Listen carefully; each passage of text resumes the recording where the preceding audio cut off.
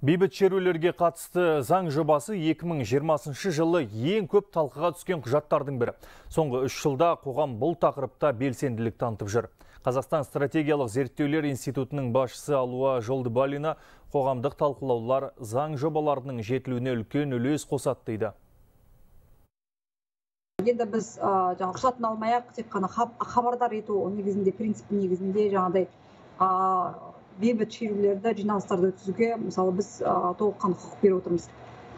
Бұл әрине қаншалықты дегенмен бүгінде жаңағыдай енді атқарушы билікке қаншалықты дегенмен салмақ болады.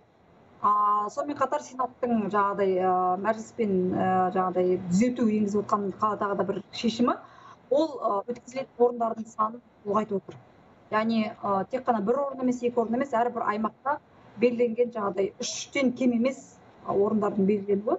Заң жоба әр талқылау үстінде бұл жақсы үрдіс, себебі заң жобаның ары қарай толықтырылып, ары қарай жаңағыдай тағы да талқылап, тағы да қоғам тарапынан бір ұсыныстар қабылдауға үлкен мүмкіндік береді.